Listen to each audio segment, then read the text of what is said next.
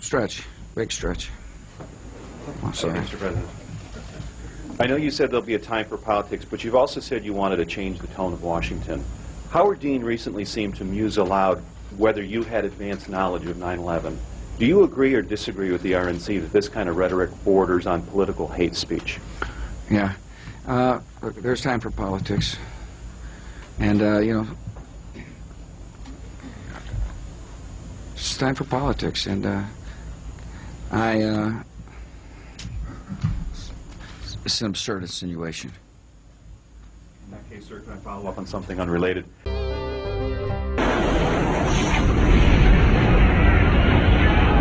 just had planes crash into Alpha 4 of the World Trade Center, transmit a second alarm, and start relocating companies into the area. The World Trade Center, tower number 1, is on fire. The whole outside of the building was just a huge explosion.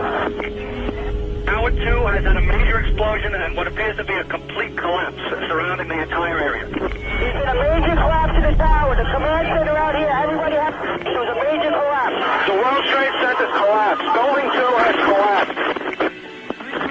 The other towers have collapsed. Major collapse. Major collapse.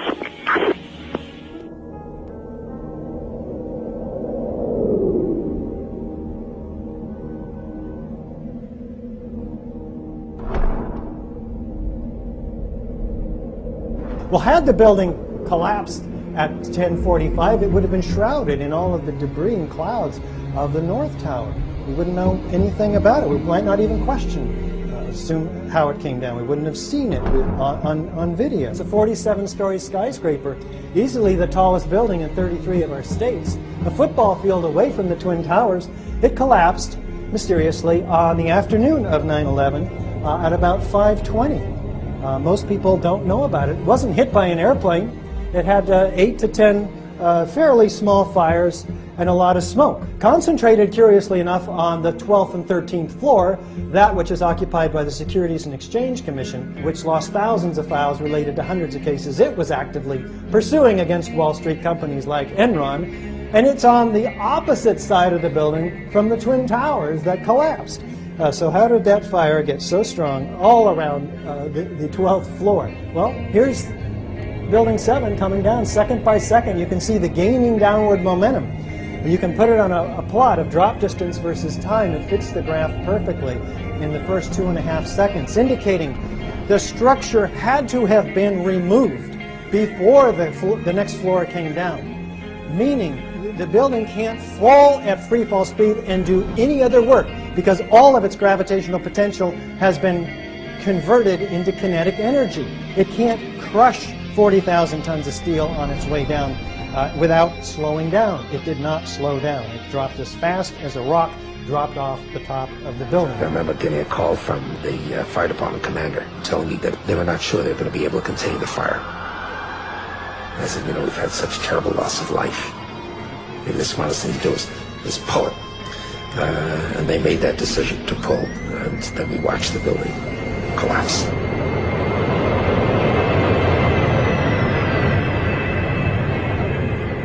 This happened on 9/11. If this came down by explosive controlled demolition, it puts everything into question relative to the collapses of the other two buildings on 9/11. It's part of the same problem. Let's take a quick look at the Twin Towers because the evidence is even far greater. And incredible amounts of pyroclastic-like dust from the pulverized concrete developing even before the gravitational potential has a chance to develop.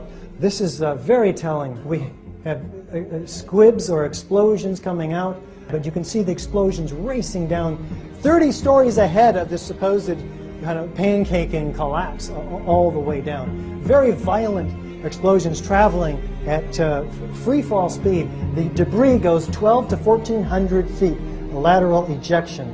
This is an organic asymmetrical damage to the building from the planes and the fires, and yet we have complete symmetrical displacement of debris filling ground zero. We don't have a explosive demolition starting at the base of the building, but at the point of jet plane impact. because we want to blame the collapse on the jet planes.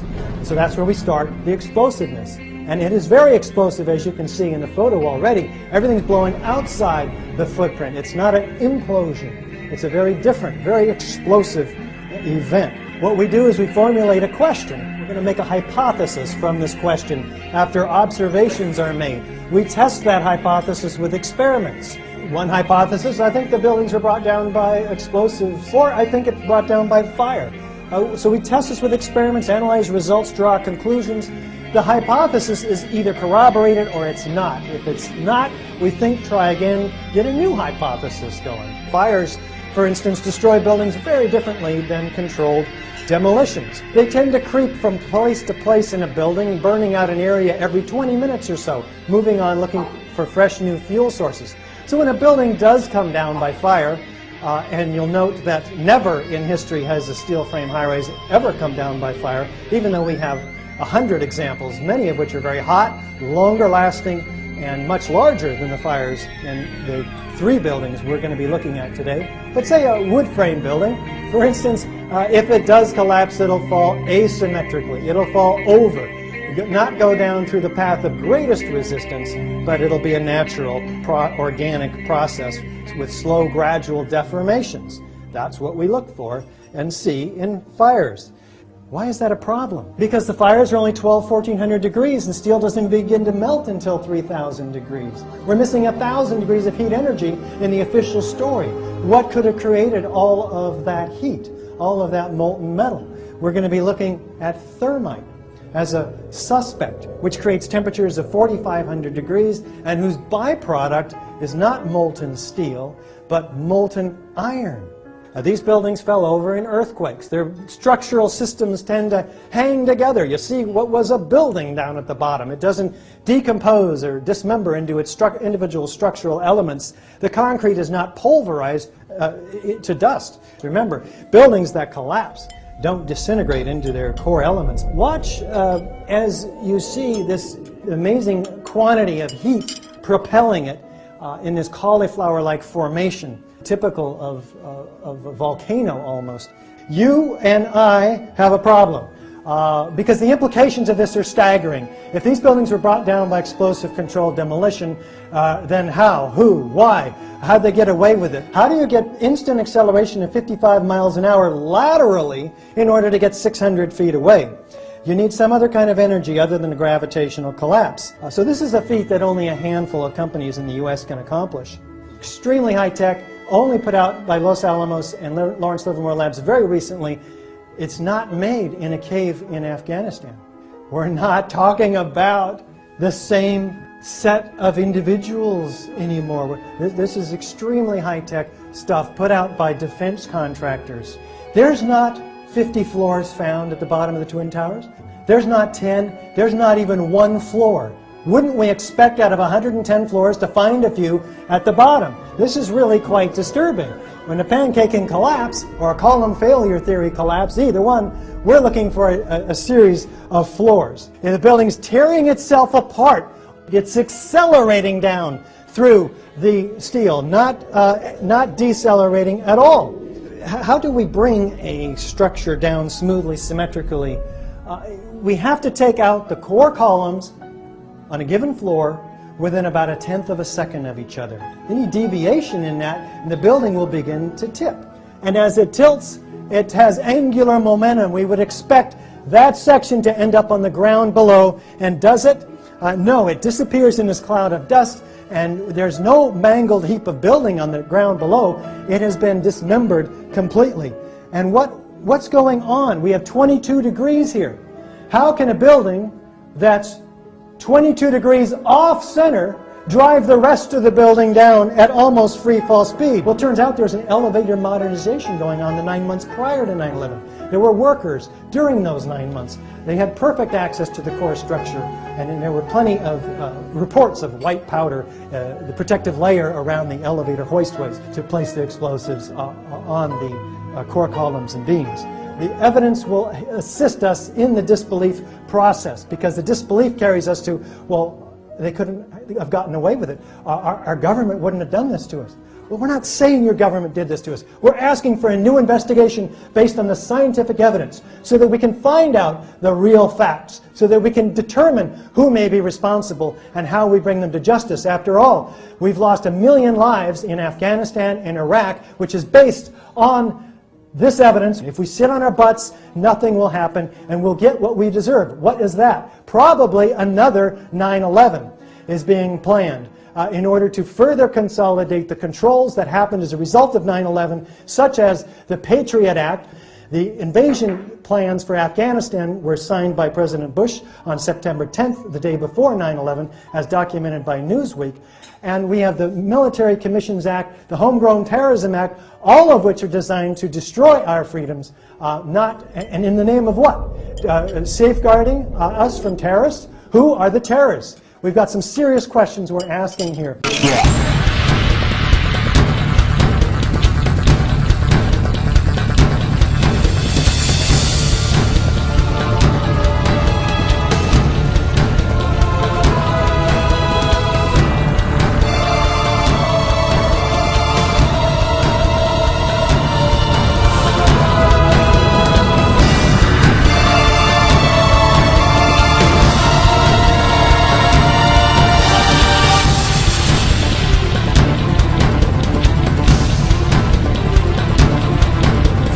I remember getting a call from the fire department commander telling me that they were not sure they were going to be able to contain the fire. I said, we've had such terrible loss of life.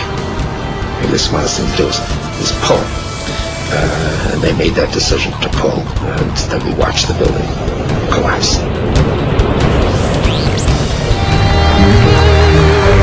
Thank you.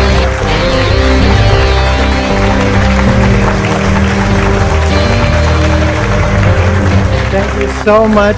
My name is Richard Gage, AIA. I've been a practicing architect for 20 years, and I'm a member of the American Institute of Architects. Let's take a look at World Trade Center 7 now. It was 47 stories tall, what would have been the tallest building in 33 of our states. It was not hit by an airplane. Let's take a look at the evidence of World Trade Center 7 and see how it stacks up against the typical features of a controlled demolition, starting with, is there a sudden onset of destruction? Let's listen to this emergency word. We were watching the building actually because it was on fire. The bottom floors of the building were on fire, and we heard this sound that sounded like a clap of thunder. Turned around, we were shocked to see that the building was, it looked like there was a shock wave ripping through the building, and the windows all busted out, and it was horrifying. And then, about a second later, the bottom floor caves out, and the building followed after that, and we saw the building crash down all the way to the ground. Do we have a straight-down symmetrical collapse into the building's footprint? Let's listen to Dan Rather narrate this collapse for us as we take our first look at the collapse of Building 7. Now we go to videotape the collapse of this building.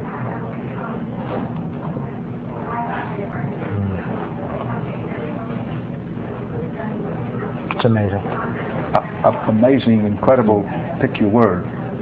For the third time today, it's reminiscent of those pictures we've all seen too much on television before, when a building was deliberately destroyed by well-placed dynamite to knock it down. Let's take a look in this side-by-side comparison with a known controlled demolition on the right.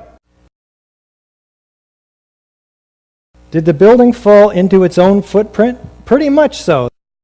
Do we have demolition waves? And how do these remove the column support? Well, here's a floor plan of Building 7. Now, to bring a building smoothly, symmetrically into its own footprint without falling over, what we have to do is remove the core columns, because what we want to do is bring the outside of the building in on itself. Now, this involves a high degree of precision that fire is not capable of. Do we have a free fall speed of collapse through the path of greatest resistance? You can see, second by second, the building gaining downward momentum. You can plot the drop distance on a graph of time, and it fits the free fall curve almost perfectly. What does this mean? That the columns had to have been removed, and removed virtually simultaneously on each floor, synchronistically timed, so the building had no resistance virtually on the way down. Do we have a total dismemberment of the steel structure? We had a 47-story skyscraper compressed to 4 stories. Do we have sounds of explosions, though? How about Kevin McPadden? This was a boom, and like you felt a rumble in the ground, like almost like you wanted to grab onto something. That, to me, I knew that was an explosion. There was no doubt in my mind. Do we have enormous clouds of pyroclastic smoke from the pulverized concrete? Watch the concrete entrained in the air racing down every street in each direction at 35 miles an hour. Do we have pools of molten iron? Here is Building 7 at A and B, and here is the North Tower and the South Tower. These hot spots are 1,340 to 1,370 degrees. These are the temperatures of the hottest office fires. There was no fire on the surface of Ground Zero after the collapses. What are we measuring here? We're measuring the molten metal that was seen by these first responders. Let's listen to John Gross, lead engineer of NIST, tell us about the molten metal from his perspective. First of all, let's go back to your basic premise that there was a pool of molten steel. I know of absolutely nobody, and no eyewitness who said so, nobody who's produced it. You'd get down below and you'd see molten steel running down the channel rails. Like you're in a foundry. Yeah, like lava. Like it was lava from a volcano. No eyewitness who said so. There actually melted beams where it was molten steel that was being dug out. No eyewitness who said so. Underground, it was still so hot that molten metal dripped down the sides of a wall. Nobody who's produced it. What is the problem here? Somebody's lying. I'm going to leave it up to you to make your own conclusions. How about chemical evidence, though? What produced all this molten metal? And what is thermite anyway? Thermite. An incendiary used by the military, thermite is a compound of iron oxide and aluminum, which when ignited sustains an extreme heat reaction, creating molten iron. In just 2 seconds, thermite can reach temperatures over 4,500 degrees Fahrenheit, quite enough to liquefy steel. Dr. Stephen Jones performed chemical analysis on the previously molten metal. Dr. Jones received no less than 4 separate samples of World Trade Center dust, some of it from Jeanette McKinley's apartment across the street, where the windows blew in and filled her apartment with dust. Another sample was found like 10 minutes later on the Brooklyn Bridge. Well, he takes this and he puts a magnet over it, and he finds that there are small particles that come up to the magnet. Some of them are angular, some of them are round. They look like this. If you had thousands of cutter charges going off in the columns and beams throughout the building, and they were under this incredible pressure, what you'd see is something like this. Tens of thousands or millions of tiny droplets. What's the shape of those droplets? When a liquid is dispersed like this, its surface tension forms itself into almost a perfect sphere. Would there possibly be any unignited thermite pieces in the World Trade Center dust? Indeed, he finds it. It also comes up to the magnet from his dust samples. Many chips. This one, a 1/16 of an inch long, red on one side, gray on the other. The red side is composed of tiny iron oxide particles and aluminum. The Lawrence Livermore Lab came out with papers about this stuff. The particles being so small allow for almost instantaneous ignition between the two chemicals, the aluminum and the iron oxide, producing very explosive results. He continues his study and finds additional chips that are partially ignited, with spheres embedded in them. With Dr. Jones and his small team of scientists, through EDS, XRF, and WDS, identifies the components of these spheres and chips, predominantly iron, along with aluminum, oxygen, silicon, 1,3-diphenylpropane. The results, coupled with the visual evidence, he says, at the scene, such as the flowing hot liquid metal, providing compelling evidence that thermite reaction compounds were deliberately placed in both World Trade Center towers and Building 7. These results are documented in a peer-reviewed journal.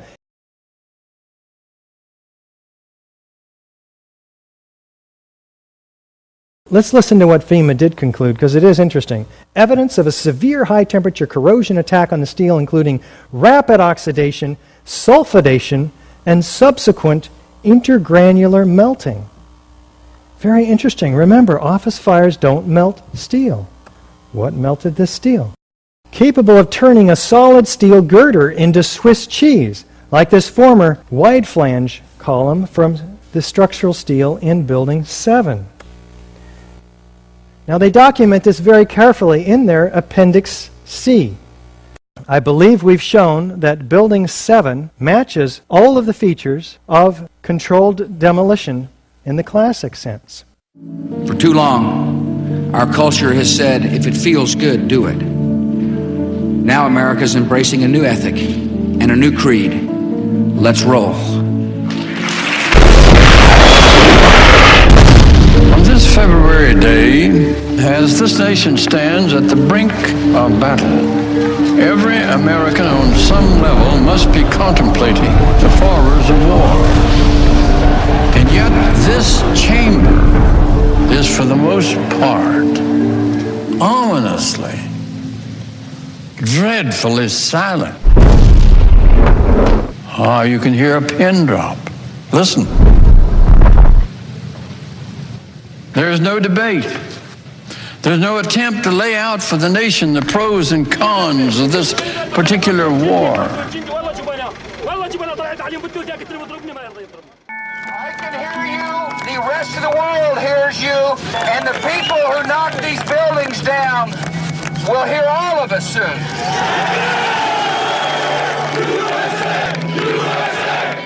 Bekanntlich sagt man immer, das Erste, was in einem Krieg stirbt, ist die Wahrheit.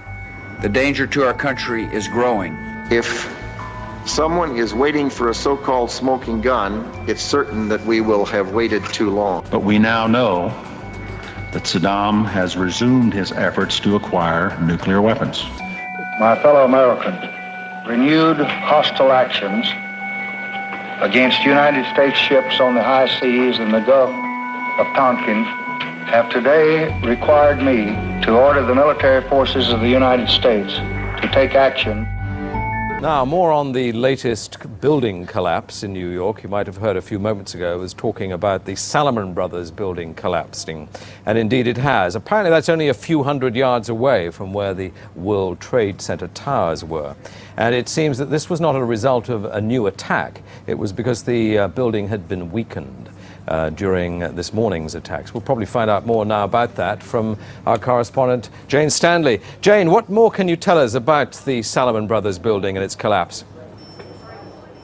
Well, only really what you already know. Details are very, very sketchy. There's almost a sense downtown in New York behind me, down by the World Trade Centers, of just an area completely closed off as the rescue workers try to do their job. But this isn't the first building that has suffered as a result. We know that part of the Marriott Hotel next to the World Trade Center also collapsed as a result of this huge amount of falling debris from 110 floors of the two twin towers of the World Trade Center.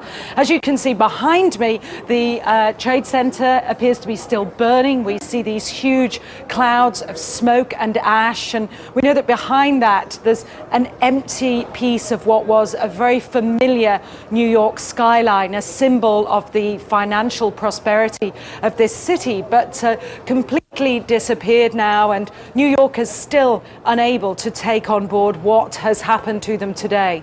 Presumably there were very few people in the Salomon building when it collapsed. I mean, there were, I suppose, fears of possible further collapses around the area. That's what you would hope, because this whole downtown area behind me has been completely sealed off and evacuated, apart from the emergency workers. That was done by the mayor, Rudy Giuliani, much earlier today because of, course, the dreadful collapse of the Twin Towers of the World Trade Center. But New York, very much a city still in chaos. The phones are not working properly, the subway lines are not working properly. And we know that down there near the World Trade Center, there are 3 schools that are being turned into triage centers for emergency treatment. And I know that over in New York Harbor, where the famous Statue of Liberty is.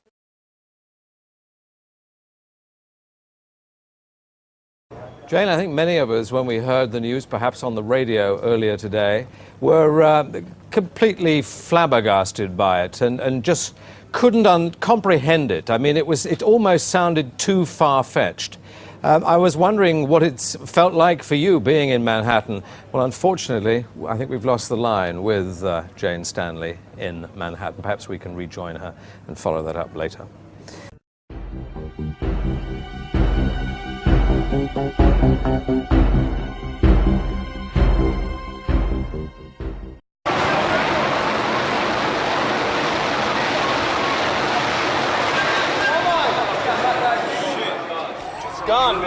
Auslandsjournal. Sie wissen, dass am 11. September 2 Türme des World Trade Centers in Schutt und Asche versunken sind. Aber wussten Sie auch, dass noch ein Hochhaus auf dem gleichen Gelände einstürzte? 6 Stunden später, augenscheinlich ohne jede Fremdeinwirkung. Um dieses Gebäude Nummer 7 ranken sich seitdem unzählige Verschwörungstheorien. Die wichtigste ist, dass die Amerikaner selbst die Anschläge inszeniert hätten und Hochhaus Nummer 7 fallen musste, um Spuren zu verwischen. Irrwitz, werden Sie jetzt sagen. Tatsächlich verdächtig ist immerhin, dass die amtliche Untersuchung an diesem Gebäude ganze 7 Jahre dauerte. Offiziell ist das Rätsel jetzt gelöst. Christoph Röckerath.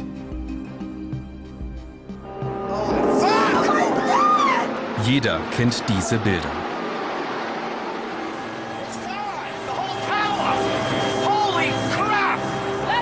Doch was vielen entgeht, 7 Stunden später stürzt noch ein Wolkenkratzer in sich zusammen. World Trade Center 7. Kein Flugzeug hatte es getroffen, von außen wirkte es kaum beschädigt. Für manche ein Beweis dafür, dass der 11. September eine Verschwörung der US-Regierung war.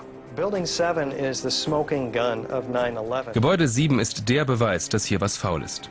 Es gibt kein besseres Beispiel für eine kontrollierte Sprengung. Von offizieller Seite heißt es sofort, Brände im Innern, entstanden durch Trümmer der Zwillingstürme, seien für den Einsturz verantwortlich. Doch sollte das stimmen, wäre World Trade Center 7 das erste Hochhaus aus Stahl, das nur wegen eines Brandes komplett in sich zusammenfällt. Gebäude 7 ist das letzte große Rätsel des 11. September. Egal, was Sie glauben, was wirklich passiert ist, es sieht sehr nach einer kontrollierten Sprengung aus. Und soweit ich weiß, ist es das erste Mal in der Architekturgeschichte, dass ein Gebäude nur wegen eines Feuers einstürzt. World Trade Center 7 ist längst das zentrale Thema all jener, die glauben, dass hinter dem 11. September eine Verschwörung der US-Regierung steckt. Das Rätsel um Gebäude 7 wird heiß diskutiert, in Filmen, Büchern und im Internet. Manche vermuten, dass es die Kommandozentrale der Verschwörer war. Von hier aus seien die Flugzeuge in die Türme ferngelenkt worden. Anschließend sei es gesprengt worden, um Spuren zu verwischen. Tatsächlich war Gebäude 7 nicht irgendein Hochhaus. Dieses hatte es in sich. CIA, Secret Service, das Verteidigungsministerium und die Kommandozentrale der Stadt New York für die Terrorabwehr.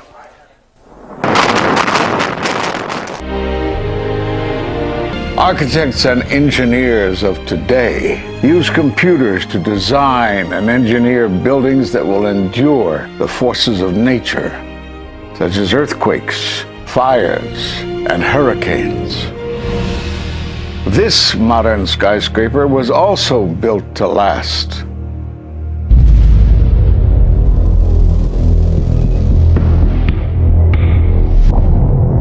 We've seen buildings completely destroyed like this before, but only when done intentionally. Danny Jowenko is the expert on this in Europe. What did he say? Dit is controlled demolition.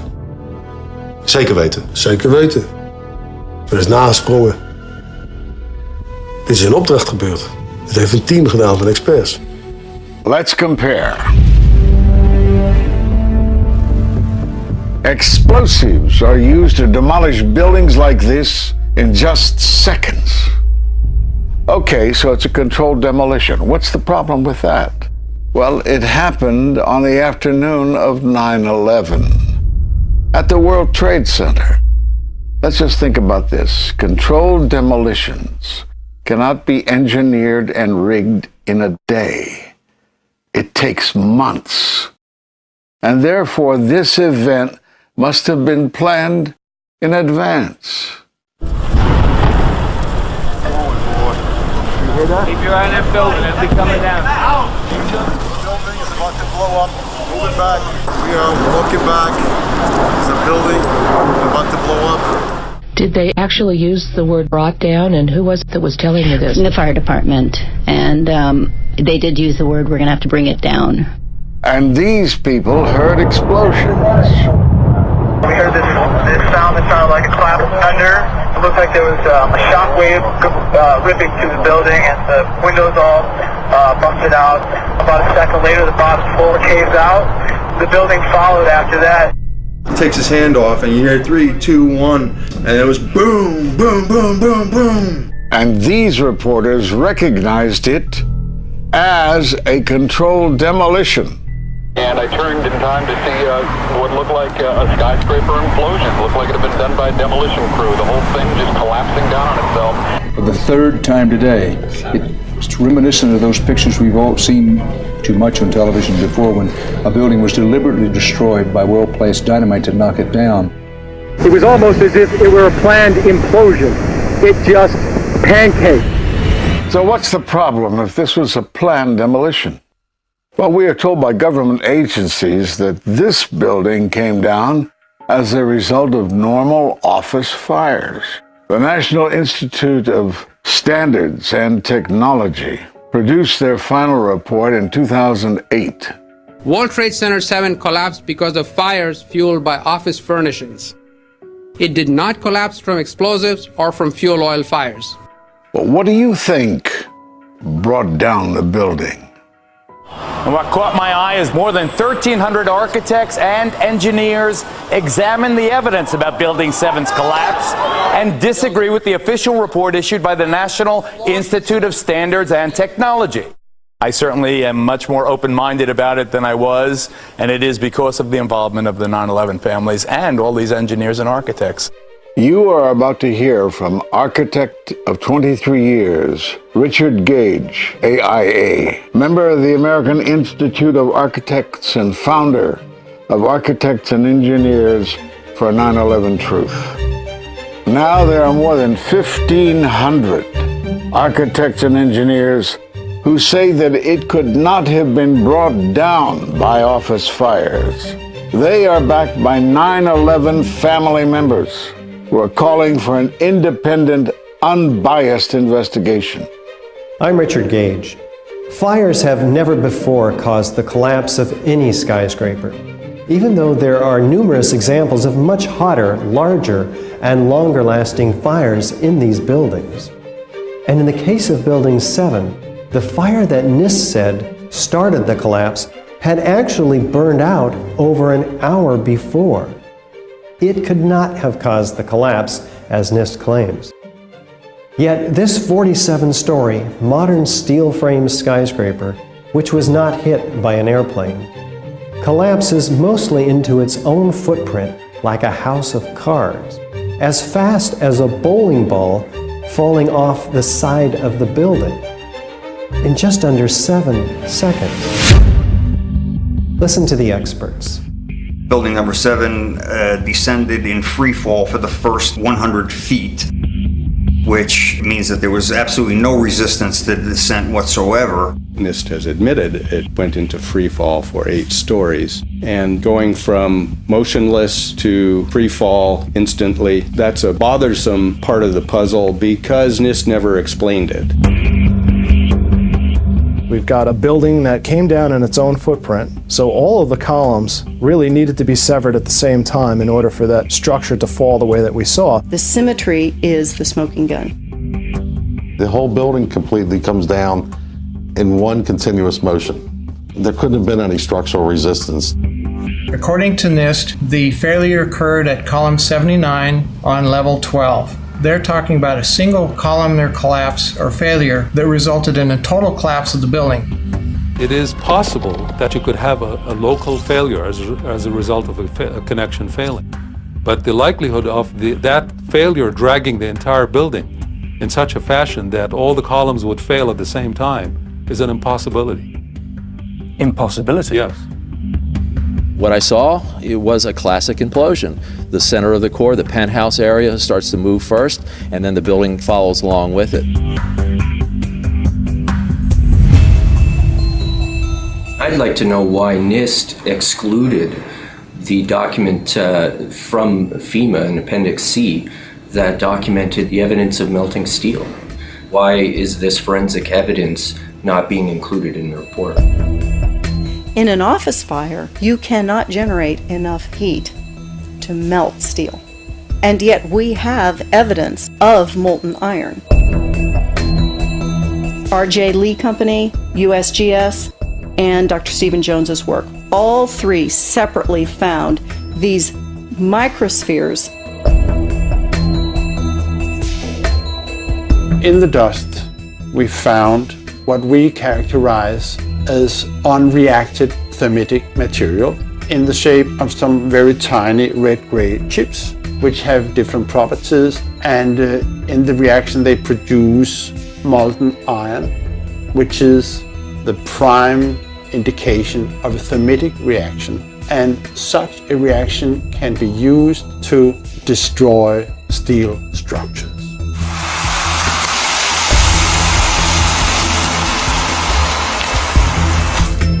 What we have found is a modern version of thermite, which we call nanothermite. There were these iron microspheres present in all of the dust samples that needed to have been formed in extremely high temperatures. I've independently seen thermitic activity within 2 separate independent samples of World Trade Center dust. My contention, based on finding thermite residue in the dust, is that it happened before. It didn't happen after in the fires that ensued in the rubble pile afterwards. All the characteristics of the microspheres tell me that thermite was involved in melting those steel beams. So thermite, if it was present at the World Trade Center and created this molten metal that so many witnesses and photographic evidence shows, would also explain the fact that the fires could not be put out at Ground Zero. The only thing that is consistent with all of the evidence that we have that could cause such a thing is the use of thermite to cut through the steel. You'd get down below and you'd see molten steel. Molten steel running down the channel rails. Like you're in a foundry. Yeah. Like lava. Like it was lava from a volcano. Well, the manual gets into thermite, and if it says if you have melted steel or concrete, which we had on 9/11, we should test for it. It's this fused element of steel, molten steel and concrete and all of these things all fused by the heat into one single element. We're asking for an investigation that follows national standards. There's no excuse to not test for this. If terrorists used explosives in '93, why didn't we test for them? If all these witnesses heard explosions, why aren't we testing for them? NIST concedes that they found no evidence for explosives. So then we asked them, well, did you look? And they said, no, we did not look for explosives or residues of explosives. So the preconceived notion of NIST is that there's no evidence for explosives, and so there's no point in looking. That is the most unscientific thing that you can possibly think of, not to look because you don't expect to find evidence, and in fact the evidence is overwhelming. They state these conclusions for which there's virtually no evidence, and then they ignore conclusions that can be drawn from the evidence. The Freedom of Information Act request to NIST was denied with the claim that releasing this data might jeopardize public safety. How could it possibly jeopardize public safety? The destruction of evidence was a criminal act in itself. It was already being carted away and destroyed when the FEMA investigators got there about a month after September 11th. You can't do science when you are deprived of the evidence and when your hypothesis is the least valid instead of the most likely. When the most likely hypothesis in the case of Building 7 wasn't even mentioned. This is not science. The scientific forensic evidence, ignored by NIST, but carefully reviewed by teams of technical professionals, corroborates the hypothesis of explosive controlled demolition. We've traveled to 21 foreign countries and 32 American cities, bringing this evidence to the attention of the public. And we're backed by 9/11 family members and other concerned citizens who are calling for an independent, unbiased investigation. I'm a family member trying to find out the answers to the murder of 3,000 plus people. The bottom line is that it needs to be investigated properly. Please look at architects and engineers. People all around the world, scientists all around the world are questioning this. And there's some deep, deep explaining to do. It took some kind of consciousness raising on my part before I was willing to look at the possibilities. And really, you need to go where the evidence leads. As an engineer, and I have 3 degrees in engineering, I signed that petition for architects and engineers for 9/11 Truth some time ago because the American people absolutely need the truth of 9/11. Look at the evidence. In fact, I'll say this very categorically. Any reasonable person who looks at the evidence that's been brought forward has got to come away with the feeling that something has to be done, a real investigation has to be put forward. We will never heal. This country will never, ever, ever forget that day. We have to demand a new investigation. I want justice here. The country owns this. We were all victims. You all should want answers. It's not just ours, not just mine. We all lost something that day. I lost my husband. My son. My uncle. My nephew. September 11th, 2001. Most people don't know a third tower fell that day. The government says fire brought it down. The collapse of World Trade Center 7 was primarily due to fires. I, along with 1,400 other architects and engineers, have found the government's conclusion to be physically impossible. Impossible. We need the truth about what happened that day. And then the reductio ad absurdum of the whole thing, right? Building 7, never hit by an airplane, very small fires observed, 5 o'clock, 5:30 in the afternoon, and it comes down. And this, of course, is more in the mode of a classic controlled demolition, what you'd normally see. Took advantage of his opportunity today. The man criticized the president's views on everything from abortion to electronic eavesdropping. The president let the man have his say, and then he offered a response. You talk about freedom. I see you assert your right to tap my telephone, to arrest me and hold me without charges, to try to preclude me from breathing clean air and drinking clean water and eating safe food. If I were a woman, you'd like to restrict my opportunity to make a choice. And I'm not your favorite guy. Go ahead.